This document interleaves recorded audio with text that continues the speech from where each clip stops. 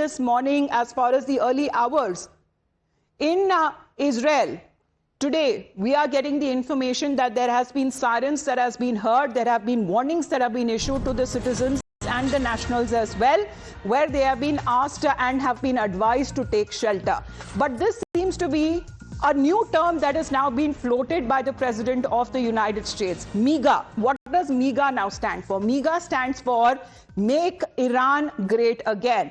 And here it seems that the President of the United States has been giving certain mixed signals to Iran, with some US officials suggesting that they were open to restarting talks and dialogues after it carried out the attack on the 3 nuclear facilities, while Donald Trump has been raising the prospect of a certain regime change. Now, however, he is of the opinion that it is not politically correct to use the term regime change, but the current Iranian regime is unable to make Iran great again. So this is what is Donald Trump's opinion, where, of course, this is on the same line of the slogans of MAGA, which is Make America Great Again. He's now coined the term as MEGA, which stands for Make Iran Great Again. Here he says that it is not politically correct to use the term regime change, but if the current Iranian regime is unable to make Iran great again, why wouldn't there be a regime change? MEGA is something that he is now being calling out for. Now this post, Priyank in particular, is a certain reversal what the Defense Secretary of the United States has been saying, because he's asking for talks, he's asking for dialogue. President Trump, meanwhile, is suggesting a possible regime change in Iran.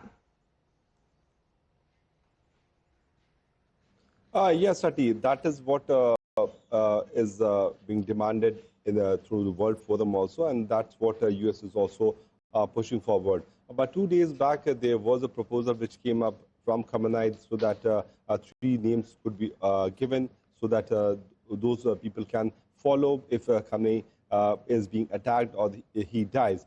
They don't want to have any kind of era similar to what was seen in Saddam Hussein's tenure. When he was killed, there was no one who could take forward the regime of Saddam Hussein because he did not designated anyone to be his descendant. Now, at this particular stage, what we can see that the kind of threat which has once again came up from Khamenei, where he is saying that proper reaction will be done and those enemies will be punished. We'll have to see that whether actually they are in a position or in a capacity to go back and start another set of war with United States of America. Early in the morning, we could see that around 3 a.m. local time, although it's 6 a.m. here in Israel, there was a series of barrage of missiles which were fired from the Iranian side towards Israel, and that was brought to ground by the Israeli air defense system. But we have to see that since 1789, since the time Khamenei came,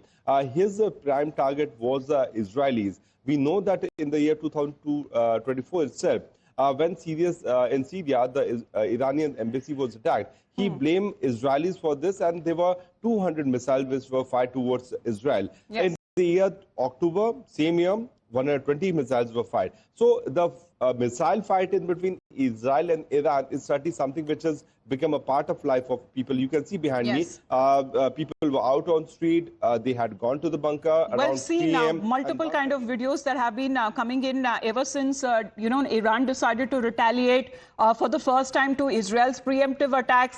Then Iran had further retaliated after US also carried out these attacks. But President Donald Trump's decision to order US forces to attack 3 of the nuke installations in Iran may be known as creating a monumental new challenge to work out of what's left and when it comes to the current crisis and conflict, it stands. Requesting our guests to continue to be with us. This is going to be the top focus. Back with more updates.